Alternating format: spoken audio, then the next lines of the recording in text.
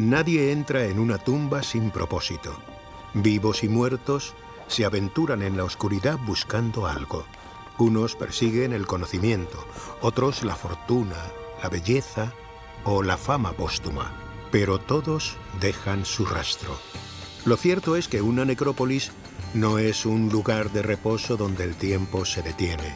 En su abrasada piel y sus entrañas tenebrosas pervive como en ningún otro lugar un tejido de vidas paralelas y cruzadas que hablan de esplendores y despojos. La urdimbre de esa tela es el tiempo, que en el antiguo Egipto se cuenta en milenios, y lo es todo, porque no hay vida sin acción, y no hay acción sin tiempo.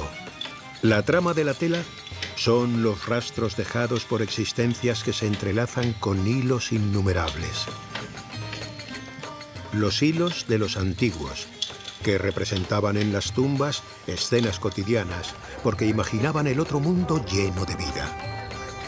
Los hilos de quienes construyeron, reutilizaron, saquearon o estudiaron las tumbas a lo largo de los siglos.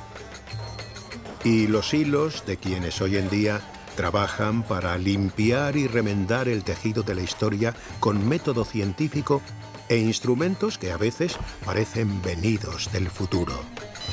Quizá precisamente porque están hechos de vida y para la vida, los cementerios que jalonan los valles del Nilo no han dejado de hablar y de tejer relatos en 4000 años.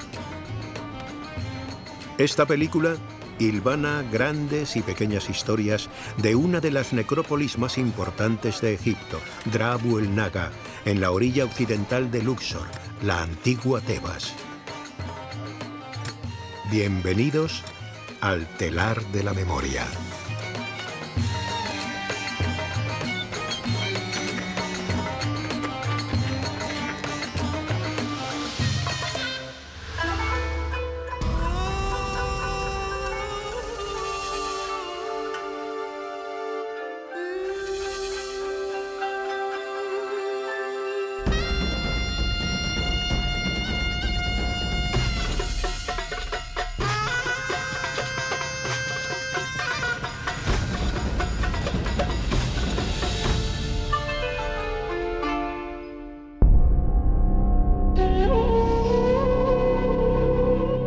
La colosal actividad científica de la expedición africana de Napoleón en 1798 desencadenó en Europa una fiebre cultural llamada egiptomanía. Tanto el mundo académico como el imaginario popular se impregnaron rápidamente de interés por el antiguo Egipto. Pero un elemento crucial de su civilización se resistió largamente al trabajo de los estudiosos. En 1820, la escritura jeroglífica aún era un completo misterio.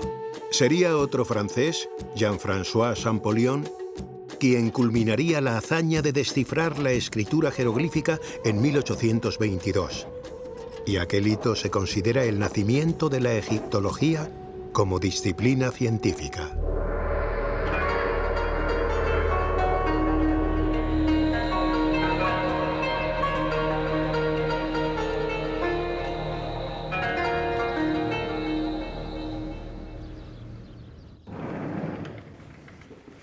La monumental obra Descripción de Egipto, fruto de la expedición napoleónica, incluye el primer dibujo de la piedra de Rosetta. Cuando las tropas de Napoleón llegan a Egipto, en 1799 un militar descubre en el delta, en una localidad llamada Rosetta, una inscripción escrita en 3 sistemas de escritura distintos, en jeroglífico, en demótico y en griego. La piedra de Rosetta acaba en el Museo Británico, se hacen múltiples copias y poco tiempo después, en 1822, Champollion consigue dar la clave con el desciframiento de la escritura jeroglífica. La clave la encuentra al darse cuenta que dentro de este cartucho se escriben los nombres de los reyes. En concreto, la piedra de Rosetta es un edicto que hace Ptolomeo V en el año 196 a.C. Y él entonces se da cuenta que el cuadradito es la P, el semicírculo la T, el lazo es la O o la U, el león tumbado es la L, este otro signo es la M, las dobles hojas es la I y este otro es el signo S. Y así pudo leer Ptolemaís. La escritura egipcia no es, digamos, interpretativa, sino que se lee como el griego, como el latín, como el francés y el inglés, ¿no? Entonces ya empiezan de corrido a leer las inscripciones y a traducirlas. 7 años después, en 1829, Champollion visitó Egipto acompañando a una expedición de la Toscana liderada por Hipólito Rossellini. En sus respectivos cuadernos de notas dan testimonio de su paso por la necrópolis de Dra Abu el Naga. Entre otras tumbas entraron en la de Heri, vecina de la de Yehuti. En aquel entonces, en 1829, la entrada a Heri estaba totalmente tapada por tierra, ¿no? Y este era el único acceso. En una de las paredes de la tumba de Heri se representa un gran banquete funerario, en el que aparece Heri con su madre, su esposa, hermanos, hermanas, hijos, hijas, ¿no? Y de esta forma, esta parte de la pared se convierte en un importante documento histórico que nos habla de cómo era una familia de la élite en torno al año 1500 a.C. en la antigua Tebas. Por desgracia, esta escena, que debería ser espectacular, fue víctima de los robos a finales del siglo XIX, principios del siglo XX, ¿no? Los ladrones venían con picos, picaban una carita bonita, que susceptible de ser vendida bien en el mercado de antigüedades a los turistas, ¿no? Lo picaban alrededor y luego con una sierra un poco curva quitaban el trocito, ¿no? Con el deseo de que no se les rajara y lo pudieran vender bien, ¿no? Y por eso nos faltan las caras de algunos personajes, que es lo que ellos creían que iban a vender mejor. Por suerte, antes de que esto ocurriera, pasó por aquí un alemán que se llamaba Wilhelm Spiegelberg, ¿no? Que en torno al año 1896 decidió hacer un calco de esta pared. Por suerte, los calcos se conservan, están guardados en el Griffith Institute de la Universidad de Oxford, y gracias a esos calcos sabemos exactamente las partes de la tumba que fueron robadas, las partes que nos faltan. Aunque lo más común es identificar la egiptología con la imagen romántica de un arqueólogo desenterrando tumbas, la investigación documental en archivos, colecciones y museos es tan importante como el trabajo de campo, y a menudo imprescindible para encontrar caminos, respuestas e incluso piezas perdidas. En la historia de las investigaciones llevadas a cabo por el proyecto Yehuti, ocupan su lugar figuras y documentos cuyo rastro lleva a miles de kilómetros del Nilo, al Griffith Institute de la Universidad de Oxford. Este también está muy bien, sí, con el cartucho. Con el cartucho de la reina y con parte del nombre de Heri conservada. Y aquí tenemos estas dos hojas, que es el comienzo de la escena de banquete. En español se les llama calcos, pero creo que no es la palabra adecuada. En inglés es como más precisa, porque un calco alguien podría pensar que es como un dibujo resiguiendo la línea. En inglés se los llama squeezes, y squeeze es apretar, y en realidad permite entender lo que es esta técnica. Aquí es un papel muy grueso con mucho contenido de fibra.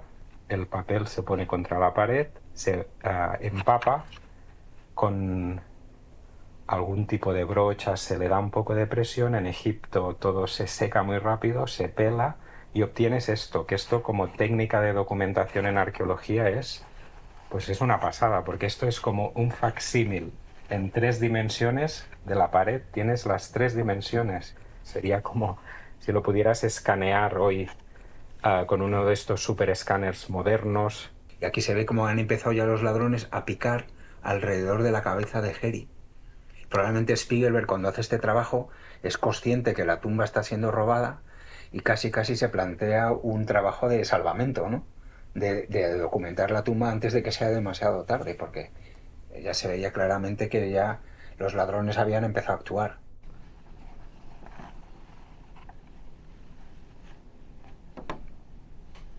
Continuamos con las hermanas de Heri y aquí tenemos a Mesu, que tú la conoces muy bien. Sí, el valor de esta documentación es que años después, a principios del siglo XX, la tumba fue robada. ¿no? Sobre todo robaban las caritas de los personajes que luego vendían fácilmente a los turistas, ¿no? Y gracias a estos squeezes sabemos exactamente los fragmentos que fueron robados y que nos faltan hoy en la pared. Y en concreto esta mujer, la hermana de Heri, llamada Mesu, fue robada y hoy la hemos encontrado, por suerte, en el Museo Metropolitan de Nueva York. Fue donada al Metropolitan en los años 70 por una mujer que, entrando en Google, sabemos que pasó su luna de miel en 1904 en Egipto. Lo fenomenal de esta documentación no es que tengamos la tumba de Heri aquí sobre la mesa, sino que tenemos la tumba de Heri en el año 1896. Luego sufre un montón de perrerías, pero tenemos aquí justo cómo era la tumba antes de que empezara a sufrir la acción de los ladrones.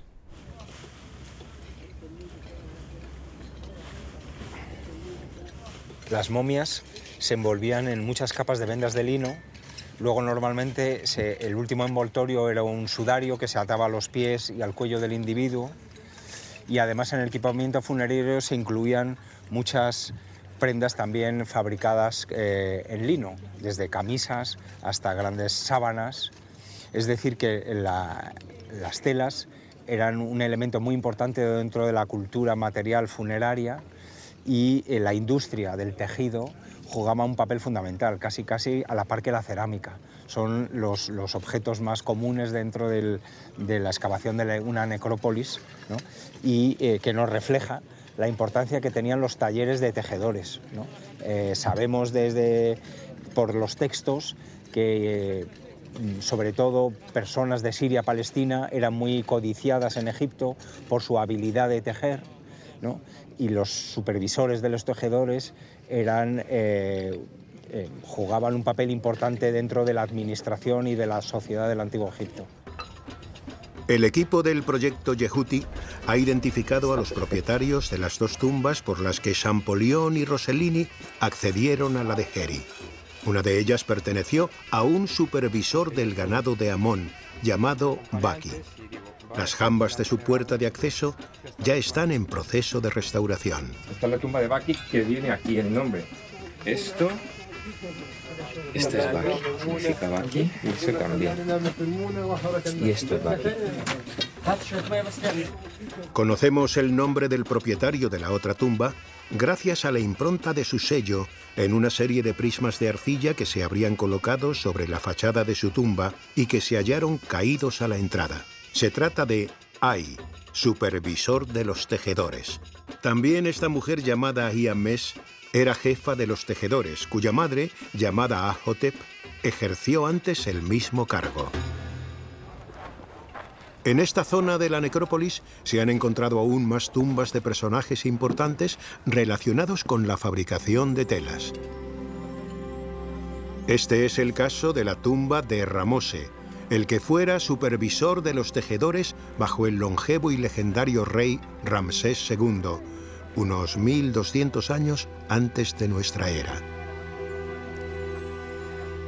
En una de las habitaciones se representan las fases de la elaboración de las telas de lino.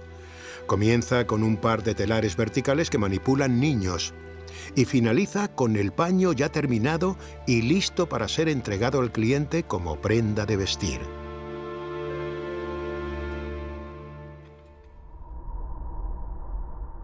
La agrupación de los enterramientos en base a las funciones públicas o los oficios de los finados no se limita al ámbito textil.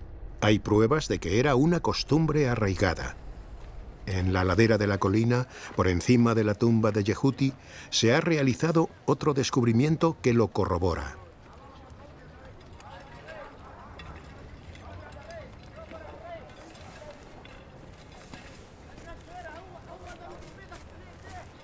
La tumba de Yehuti Nefer fue descubierta por Champollion e Hipólito Rossellini en 1829, cuando estaban haciendo una misión epigráfica en Luxor y pasaron por Drabo el Naga.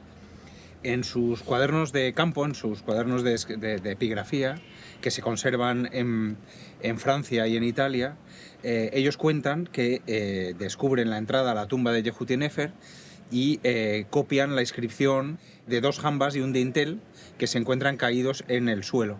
y de hecho Ippolito Rossellini se los lleva luego a Italia y hoy en día están expuestos en las dos jambas y el dintel de Yehudi Nefer en el Museo de Florencia.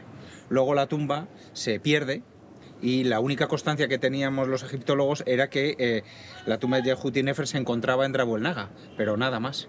Nosotros excavando por encima de la tumba de Yehudi, Carlos, que es el que se ha ocupado de la excavación, descubrimos esta imponente fachada de adobe con forma de palacio, de nicho, y los adobes nos han dado la pista y han confirmado que se trata de la tumba de Yehudi Nefer. Es decir, Yehudi Nefer, sucesor de Yehudi como supervisor del tesoro, coloca su tumba encima del primero, como anota Champollion en su cuaderno. Está totalmente arruinada, no se conserva a simple vista nada de la decoración, pero ya solo la fachada revela que debía ser una tumba imponente, digna de un supervisor del tesoro, de un magnífico rey como fue Tutmosis III.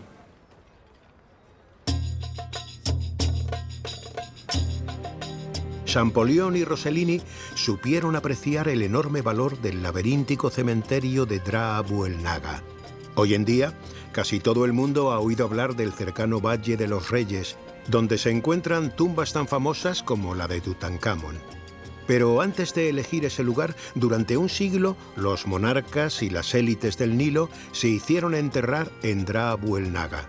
En 1857, el equipo del egiptólogo francés Auguste Mariette, director del Museo de El Cairo, descubrió al pie del extremo norte de esta colina un extraordinario ataúd de 3.600 años de antigüedad. Pertenecía al rey guerrero Kamose, artífice de la campaña militar contra los reyes hicsos, de origen sirio-palestino, que gobernaban el norte y el centro del país desde la ciudad de Avaris, en el delta. Un año después salió a la luz, en la misma zona, el espléndido ataúd recubierto de pan de oro de la gran esposa real y reina madre Amenhotep. La momia aún reposaba en su interior junto con un verdadero tesoro, un rico y sofisticado ajuar compuesto de joyas y otros objetos de oro, plata y piedras semipreciosas.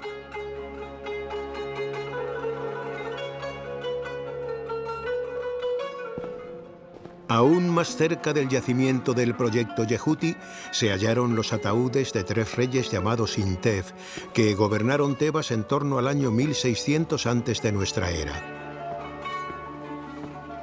2 de ellos están expuestos en el Museo del Louvre y un tercero, el del rey Nub-Keper-Ra-Intef, en el Museo Británico de Londres.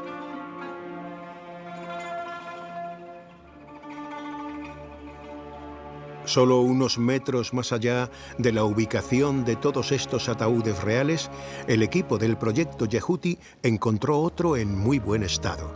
Como el de Kamose y el del rey Intef, es de tipo Rishi, con una decoración de plumas que pretendía dotar de alas al difunto para que pudiera volar en sus desplazamientos diarios de ida y vuelta entre la tumba y el mundo exterior. Es de la misma época que los anteriores y perteneció a un hombre llamado Neb, que falleció sin haber cumplido los 50 años. La suerte que tenemos es que los linos, que se han conservado en una enorme cantidad y de gran calidad, tienen algunos de ellos una pequeña inscripción que nos dan el nombre del propietario, cosa que es realmente excepcional, ¿no? Es muy raro que se concentren tantos textos en tan poco espacio. No es muy habitual tener esta colección de textos inscritos, tanto de marcas de lavandería por un sitio como de la propiedad de los dueños del sepulcro. Tiene la fecha justo aquí, que es el año 30 y pico, ¿no? 30 y pico. Se ve Rempet y las decenas, 30, y justo donde vendría algún numeral, tal vez, ahí es donde el óxido de la pintura, ¿no?, ha perforado la tela, ¿no? Y se incluye en las tumbas como artículo de lujo. La tumba de Tutankamón está llena de lino, y es curioso también que el rey, paga los servicios de sus oficiales muchas veces con lino. Tenemos textos que nos hablan de lino que recibe el alto dignatario como recompensa por sus servicios. Hemos encontrado con inscripción varios tipos de piezas. Unas que son las túnicas, otras como unas toallas rectangulares y luego fragmentos que no están completos pero que tienen inscripción.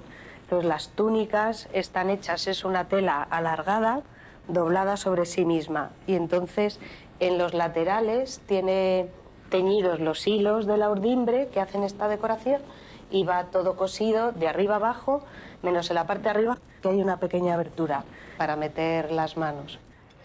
Otro dato que nos ayuda a documentar una tela es la cantidad de hilos que tiene en 1 centímetro. Con esta lupita es muy fácil de hacer el recuento de los hilos. Luego esto, cuantos más hilos tiene, de mejor calidad es la tela. De nuevo, las líneas de investigación del proyecto Yehuti conectan Egipto con Europa, esta vez con Ashby House, la casa solariega del marqués de Northampton en las Midlands inglesas.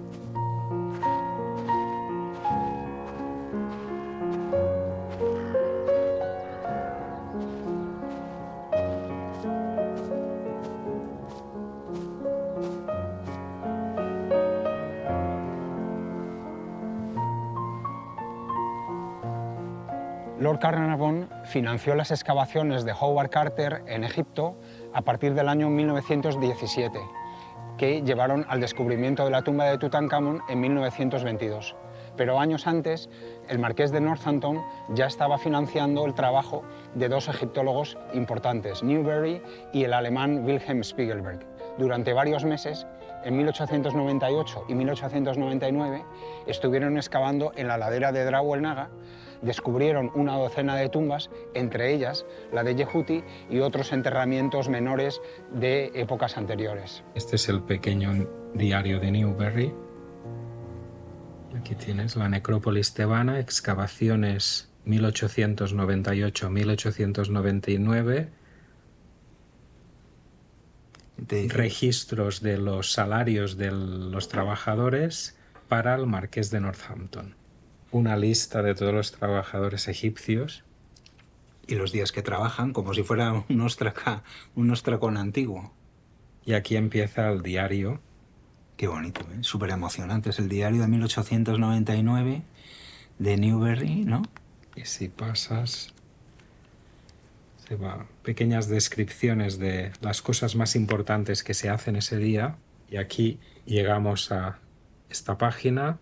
Enero de 1899, sábado día 21, en Gurna, y se puede leer en inglés, encontrada la tumba de Yehuti, uno de los oficiales de Hatshepsut.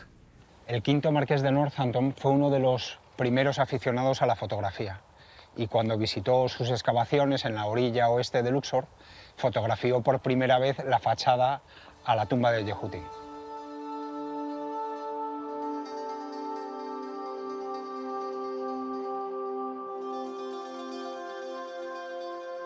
Es que se solapan mucho. Se solapan. Esto es esto. Y el día 26 anota que se han pasado el día, dice, copiando, hacen un calco de una de las inscripciones que decoran la fachada, que es la biografía de Yehuti. Y precisamente esto que tenemos aquí es parte de estos calcos, de estos squeezes que hicieron, que también una vez más se encabalcan, se encajan unos con otros, y esto es parte de la estela de Yehuti. Que son especialmente importantes porque hay un trozo de la inscripción que se desprende de la pared y se ha perdido. Por suerte, cuando se hacen estos calcos en 1899, todavía estaba ese fragmento.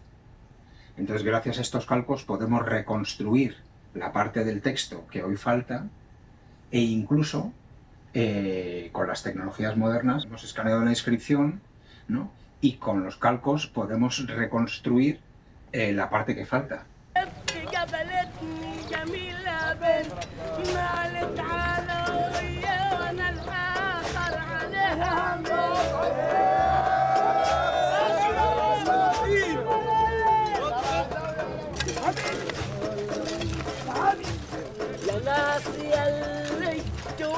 الناس والدنيا وبعدوني مني خليل الأصل والتوني لا ما عملنا عمايل بالخسيس ما تمر يا ما جت عليه أيام كانت بالزمن ما تمر الراجل الحر يصبر على الجزا والموت تعال نروح صل على النبي تعال اضرب عندك بس لفوق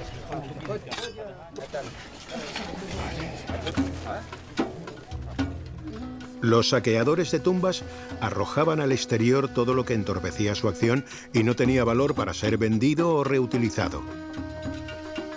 Así, en la excavación aparecen ataúdes desvencijados y, por supuesto, vacíos. Como algo realmente excepcional, junto a uno de ellos sale a la luz la momia de un carnero de 3.600 años de antigüedad. El animal, asociado al dios Amón, divinidad principal del templo de Karnak al otro lado del río, fue momificado con esmero y envuelto en telas de lino. Lo que también es peculiar es que la momia de carnero sí que está in situ. O sea, esto no está tirado, pero el carnero sí que está ahí depositado. No solo los humanos acababan arropados en lino, también los animales cuya existencia se quería prolongar eternamente. El lino era, así, imagen y envoltorio de la vida, tanto en la tierra como en el más allá. Lo que estamos excavando ahora documenta perfectamente bien los saqueos de la necrópolis. Por un lado tenemos los saqueadores antiguos que vacían los pozos, tiran los bloques de piedra que rellevan el pozo al exterior, rompen los brocales de los pozos de adobe, sacan las momias y las desmembran y las tiran de cualquier forma. Pero también tenemos las huellas de los saqueadores del siglo XIX. Sacando a la luz todas estas estructuras de adobe que están a mi espalda, también estamos reconstruyendo de algún modo el paisaje de la antigua necrópolis, cómo era el cementerio de la antigua Tebas, ¿no? Desde el año 2000 hasta época romana.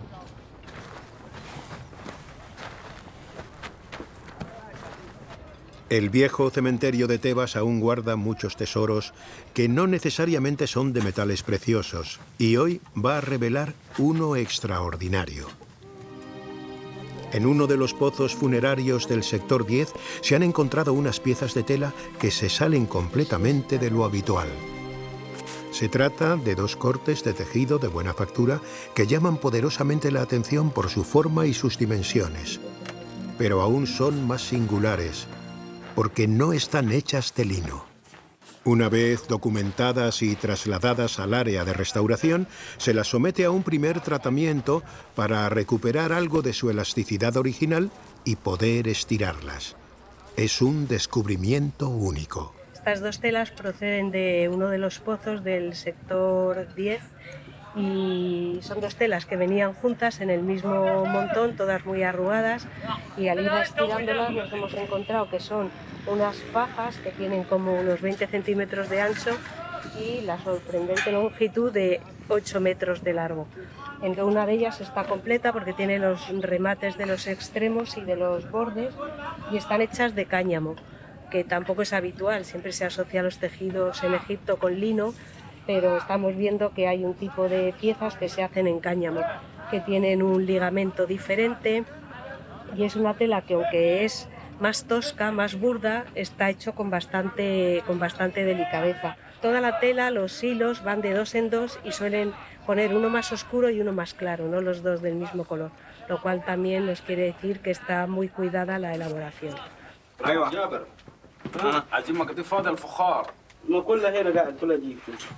ماشي نجيب الناس بس عشان نتوزع وكل شيء تمام تمام مدير ولاد ولاد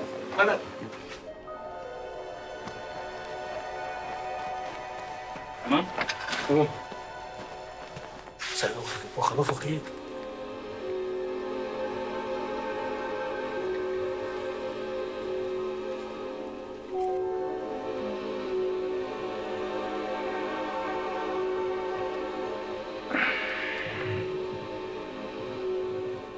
Cuando se depositaba estaba impoluto, blanquito, y el sacerdote, tal vez con la máscara de Anubis, vertía sobre él una resina para darle un color negro que le asociara a Osiris, ¿no? Y este es el trozo de la resina que cubre parte del ataúd, ¿no? Y que se ha solidificado. Ay, no. Aquí está.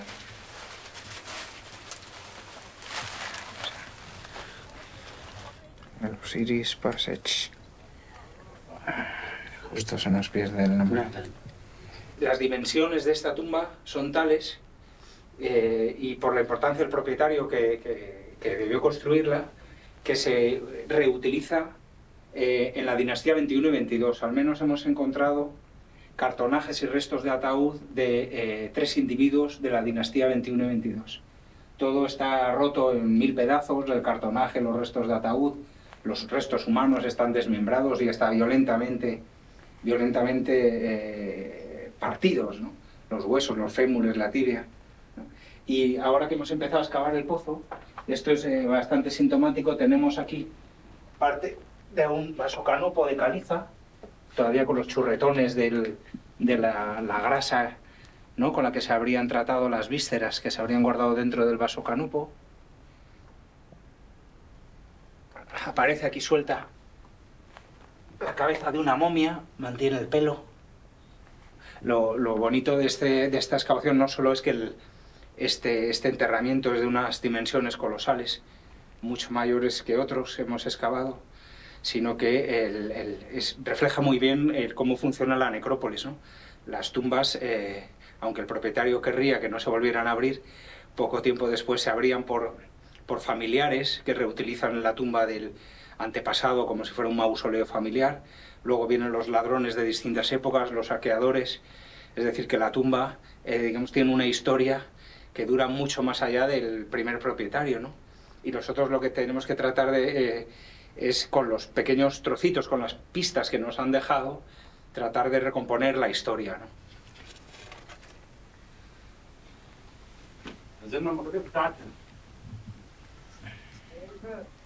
Este es el lateral del ataúd de cartonaje. Está hecho con vendas de lino, cubiertas con una especie de barro fino mortero para hacer una superficie consistente. Luego se pinta y se barniza. Tienen estos colores tan llamativos.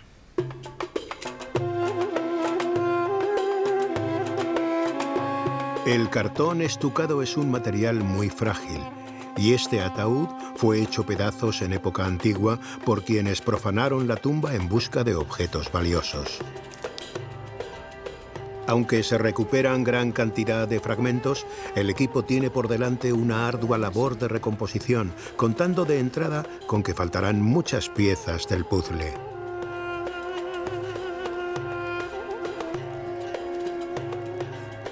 Cuando acaba el trabajo de mesa, el modelado digital en 3 dimensiones permite apreciar la hermosa decoración del cartonaje. Pero una pieza como esta aporta valiosa información científica que va más allá de su interés artístico. Los cartonajes son objetos que se utilizaron para envolver y proteger al cuerpo. Irían colocados dentro de uno o de varios ataúdes, y gracias a los que hemos encontrado podemos conocer también cómo era todo el proceso de fabricación de estos objetos. En esta ocasión tenemos un documento muy interesante porque nos ha conservado la información relativa al personaje que se llamaba Pasichenfi, que detentaba un cargo en el sacerdocio de Amón, era un servidor, y también nos ha conservado la información de sus padres. Así que tenemos reunido en un objeto información de distinto tipo, incluso de las condiciones también medioambientales, puesto que en el cartonaje se posaron una serie de moscas que quedaron pegadas y que nos indican las condiciones en las que se hacían los rituales. En Dra Abu el Naga, hasta los tejidos de lino tienen vidas cruzadas e historias que contar. Se produce el hallazgo de 2 vasijas completas y en buen estado. La primera de ellas se encuentra de pie y tapada con un incensario. Mira, Tuyo, ¿eh? es un incensario. Normalmente este tipo de incensarios 25, 26 van evolucionando. Puede ser de la época de la jarra 27. Ya. Habrá que ver bien. Pero lo han rellenado Con barro, sí, con lo han barro para amortizado como convertirlo en tapón. El segundo recipiente, que aparece tumbado, documenta cuál era el destino final de muchos retales, después de un largo historial de servicio como prendas de vestir o ropa de hogar. Está lleno de trozos de tela irregulares que aparecen apelotonados y endurecidos. No cabe duda de que en su día absorbieron sustancias pegajosas, como atestigua la presencia de fragmentos de resina solidificada. Alors, on peut voir que la ligne est faite comme ça, plié comme ça, et forcé dedans. It's just a bunch of linen that's bundled up. It's nothing else so far. Los restos que poco a poco se van desplegando sobre la mesa de trabajo son vendas y trapos que en su día fueron utilizados durante un ritual de momificación. Ah, il y a beaucoup de résine. Debieron de servir a los embalsamadores para enjugar cavidades del cuerpo, para aplicar ungüentos y para limpiar sus propias manos. ¿Por qué no se trataron como basura común una vez desechados? Tal vez, al haberse impregnado de fluidos del difunto, formaban parte del bagaje corporal que éste debía llevar consigo a la tumba para estar completo, como las vísceras que se depositaban en vasos canopos. Las excavaciones del proyecto Yehuti en Dra Buelnaga han rescatado de la tierra y el olvido numerosas prendas de uso funerario. Más noble función que los trapos y las vendas, aunque no necesariamente mejor destino frente a los embates del tiempo y de los saqueadores de tumbas, tenían los sudarios. El valor de muchas de estas piezas radica en su capacidad de contar una historia con palabras. Gracias a sofisticadas técnicas digitales, es posible recuperar inscripciones y dibujos que casi no se aprecian a simple vista. Aquí tenemos dos sudarios que se encontraron en la excavación del exterior de la tumba de Yehuti. Se trata de dos fragmentos de lino escritos con textos funerarios pertenecientes al conjunto del libro de la salida al día, el mismo conjunto que se utilizó para decorar la cámara funeraria de Yehuti. Y este tipo de soporte es muy característico de un periodo concreto, de finales de la dinastía XVII y principios de la dinastía XVIII. Es una tela de lino de grandes proporciones que cubriría el cuerpo del difunto y que se escribía con textos funerarios para ayudarle en el tránsito hacia el más allá. Es un momento de finales de la dinastía XVII, principios de la XVIII, de experimentación con distintos soportes, y poco tiempo después deja de usarse el sudario seguramente por las dificultades técnicas que tendría escribir en un soporte muy rugoso, y se pasa a decorar otro tipo de superficies, por ejemplo las paredes de las cámaras funerarias. Uno de los ejemplos más característicos lo tenemos en la propia tumba de Yehuti, y muy poco tiempo después los papiros, que eran una superficie muy lisa que permitía una distribución más homogénea de los contenidos.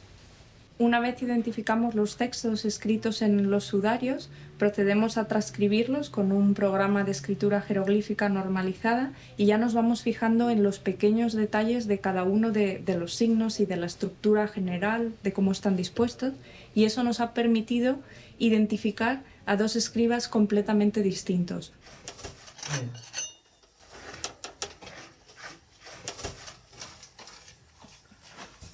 En una de las tumbas documentadas junto a la tumba de Yehuti se encontró en su interior un conjunto de sudarios.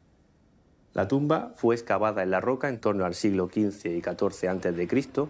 y fue usada y saqueada durante muchos siglos. En el último saqueo, los ladrones apilaron un conjunto de momias en una de las esquinas de la sala transversal. Dos de esas momias tenían asociados sendos sudarios. Sudarios que pertenecían a dos mujeres bastante jóvenes, una de ellas en torno a los 25 años y la siguiente a los 12 años.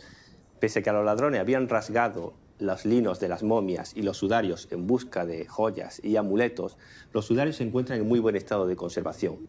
Se puede ver perfectamente cómo sobre el lino se aplicó una primera capa blanca de preparación para luego poder pintar todos los motivos que están representados y cuyos colores se conservan perfectamente. Los sudarios están datados en el siglo I después de Cristo y representan a la figura de Osiris. Con la corona y dos representaciones de serpientes aladas a ambos lados, porta el cetro y el látigo entre sus manos y a sus pies aparecen dos representaciones de chacales que sostienen la llave del inframundo entre sus patas. Más de 20 años de trabajo de campo en esta zona de la necrópolis han sacado a la luz multitud de estructuras y cavidades. Se hace obligado tejer tiempo y espacio en algo más que un plano convencional. La excavación arqueológica necesita disponer de unos planos para que los arqueólogos y los distintos especialistas puedan ubicar los hallazgos de los objetos y también de las estructuras que van saliendo, las tumbas, la cerámica, y poder documentar gráficamente todo y ubicarlo muy bien en su lugar.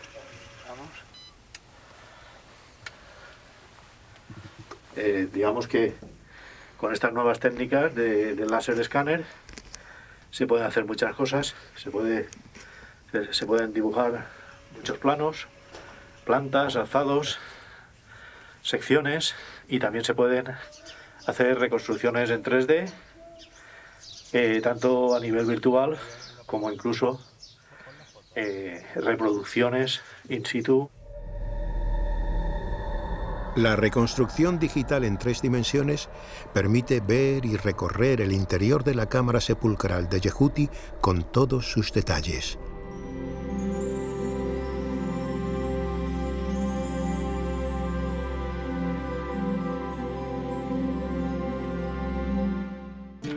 Pocas misiones arqueológicas pueden presumir de tener un miembro tan fiel y animoso como Tutu. El proyecto Yehuti puede enorgullecerse además de un hallazgo excepcional que tiene mucho que ver con él. No se conoce paralelo en todo Egipto para esta perrita momificada. Oh yeah, that's so nice. El ejemplar pertenece a una raza pequeña, pero es un individuo maduro. This is very strange to Angie, having his mouth tied up like that. Lo que lo hace único en primera instancia es que fue enterrado con el bozal de cuerda que usó en vida. Where the cord's going over.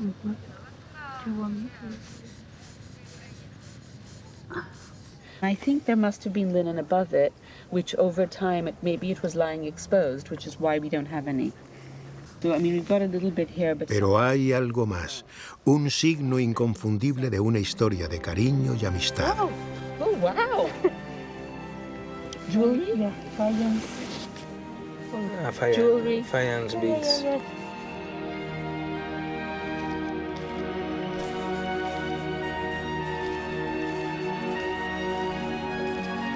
Junto a su desarticulado esqueleto aparece un vistoso collar de cuentas azules de Fayenza, con el que su amo engalanó a la perrita antes de que emprendiera el viaje al otro mundo.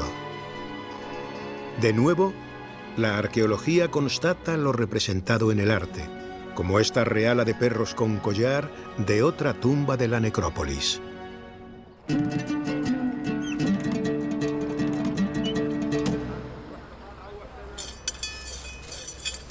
Todos esos desechos del trabajo de la excavación de la tumba de Yehuti se podrían haber tirado o arrojado justo delante, ¿no? A modo de vertedero. Y ahora nosotros estamos excavando pues, todos esos desechos de los trabajadores, pero que nos dan una información muy interesante. En este caso tenemos algunas de las cerámicas que hemos documentado durante la última campaña de excavación en los sectores 10 y 11.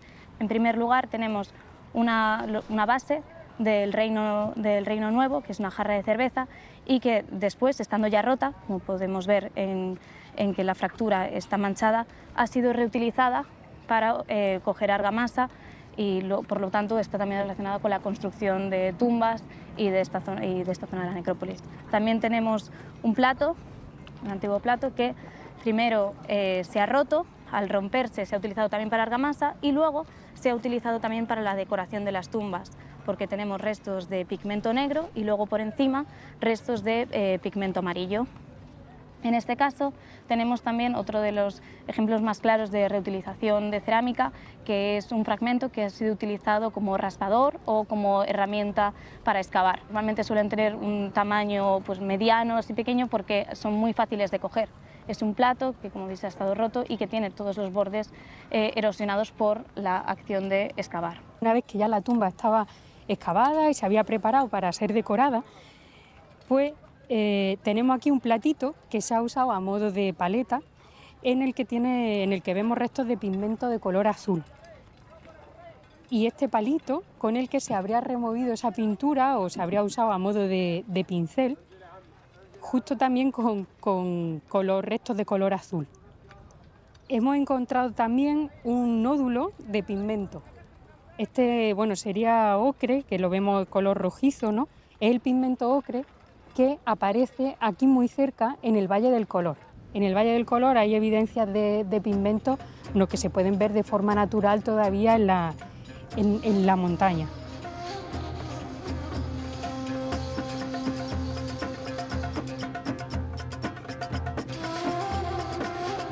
En el sedimento arrastrado hasta la hondonada desde el farallón rocoso que rodea el lugar conocido como Valle del Color, se acumulan el ocre y el granate, que servían de base para fabricar pinturas hace 4000 años. Los colores podían aplicarse directamente sobre los relieves tallados en la piedra o sobre una base de mortero enlucida con yeso. Pero había un paso previo. Las intrincadas composiciones con que decoraban las tumbas obligaban a pintores y escribas a preparar bocetos sobre cerámica, piedra u otros materiales. ¿Está con cerámica o algo así? Pero es posible que encontremos más fragmentos y lo chulo es que la cerámica es de la dinastía 17, comienzos de la 18. O sea que es un sketch probablemente para decorar una tumba de esta época. En Geri no tenemos nada parecido, pero sería para decorar una tumba de la época de Geri. Y a ver el otro lado. Esto es un sketch, un boceto de la profesión funeraria, con el ataúd encima dentro de un catafalco, encima de un trineo. Aquí aparecen representados 3 grupos de 2 personas.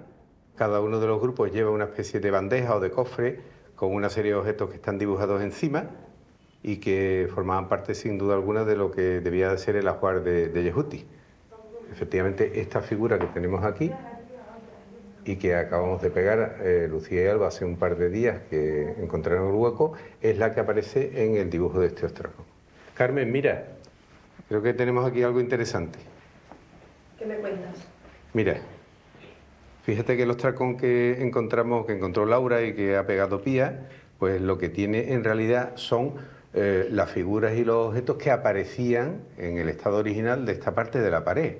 Pero... Que eso tú lo tenías creo que ya dibujado en parte, ¿no? Pero... bueno, entonces eso es genial porque mira, yo había puesto esto que no tenía claro lo que era porque se ve fatal, solo se ve con la luz ahí... Sí, está muy erosionado. Y yo había dibujado esto, es lo que sale ahí, ¿no? Lo que es interesante es que gracias a este ostracón vas a poder completar seguramente el dibujo o confirmar lo que tú estabas viendo un poco... Mira, lo que yo he puesto ha sido esto. Perfecto. Pues mira, fíjate, la serpiente, el buitre, que concuerda con lo que hay aquí. Y lo que es importante es que aquí tenemos el boceto, digamos, o el modelo de artista que utilizaron luego quienes tallaron y pintaron esta parte de la tumba de Yehuti. Sí. Lo que sí es importante, Carmen, es que este tipo de circunstancias son muy extrañas. Encontrar el modelo o el boceto original de los artistas que trabajaron en una tumba tebana y encontrarlo además en el contexto cercano, porque ha salido ahí fuera, es realmente raro y puede ayudar mucho a comprender cuál es el proceso de trabajo y de elaboración de la decoración de la tumba. La tumba de Yehuti tiene unas características muy especiales, está erosionada, tiene zonas muy quemadas y muy oscuras. Todas estas cosas hacen que sea muy importante estar frente a la pared a la hora de dibujar. Hay muchos detalles que de otra manera se perderían. Una simple fotografía depende mucho de la iluminación que se dé a la pared. La luz rasante en este caso es la más conveniente e incluso podemos sacar a la luz y dibujar escenas que a simple vista al ojo humano están desaparecidas. Para esto nos ayudamos de la tecnología digital que nos brinda un iPad, en el cual vamos anotando todos los pasos y todas las erosiones, todos los datos que luego en una segunda fase nos sirven para hacer un entintado de nuevo digital de todas las escenas que nos hemos podido llevar recogidas en el iPad desde Egipto, desde la tumba de Yehuti. El proyecto Yehuti tiene dos aspectos igualmente importantes. Por un lado está la excavación y el estudio de los materiales hallados y las estructuras desenterradas, y por otro lado la restauración y conservación de los principales monumentos con vistas a abrirlos al público. Hay que recordar que Egipto es patrimonio de la humanidad, por tanto es parte de nuestra historia, de nuestra cultura, ¿no? Y abriendo las tumbas al público nos va a permitir contribuir un poquito al turismo cultural de Egipto. Hola, Suni. ¿Qué Hola, tal? José Manuel, ¿cómo estáis? Hello, Asma. Hello, Ahmed. How are you? Pues bueno, aquí estamos ya terminando los trabajos de restauración de la tumba. En primer lugar, se reforzaron los muros, que estaban muy alterados y algunos muy inestables. Después se acometió una limpieza general de todas las paredes y se ubicaron una serie de fragmentos que han ido apareciendo en la excavación, que los epigrafistas habéis localizado el lugar y nosotros hemos colocado en su sitio. Se han respetado todos los momentos de la tumba. En este caso tenemos una serie de grafiti demótico que está encima de los relieves, que también se han restaurado y se han conservado como parte de su historia. Esta es la capilla y bueno, pues aquí el procedimiento ha sido el mismo. Se han inyectado y pegado fragmentos que estaban desprendidos tanto en el grupo escultórico como en los muros. Se han consolidado los pigmentos, los restos de pintura y de policromía que aparecía igual tanto en los relieves como en el grupo escultórico, y ahora mismo ya estamos en la última fase, que ha consistido en restaurar el suelo. Ya que tenemos suelo, porque por desgracia no tenemos el techo original en toda la tumba se ha perdido, instalamos como medida de seguridad esta estructura de metálica. Es una reja que por un lado protege al futuro visitante de posibles caídas de piedra y por otro lado deja ver cuál es la situación actual, ¿no? Es igual que hemos hecho con las paredes, con las grietas, ¿no? Se trata de no ocultar nada, mostrar lo más posible el estado actual de la tumba, que es consecuencia de su historia, ¿no? Aprovechando la estructura metálica hemos colocado la iluminación arriba, que es muy inusual. Normalmente en las tumbas las luces están en el suelo, nosotros las hemos colgado del marco metálico y da la sensación casi que estamos en un museo, ¿no? El broche de oro de la musealización de las tumbas es la instalación de paneles solares. Este año vamos a instalar unos paneles solares para iluminar las tumbas, tanto la de Yehuti como la de su vecino Geri, con luz solar. Van a ser las primeras tumbas en la necrópolis tebana iluminadas con luz solar.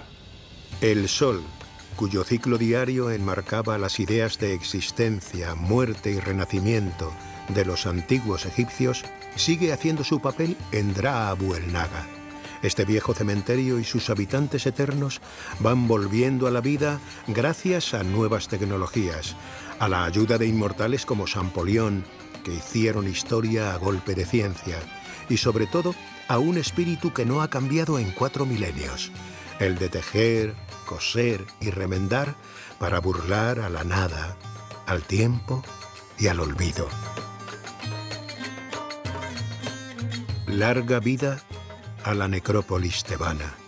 Que sus rescatados jardines sigan brindando primicias verdes por el bien de la naturaleza y la cultura. Y que aquí se siga celebrando siempre la existencia.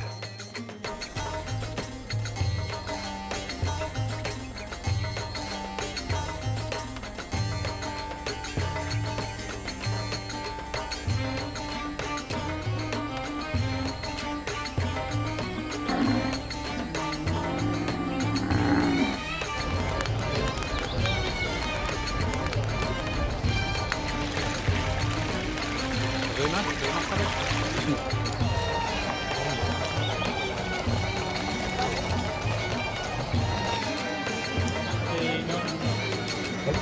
lo tienes.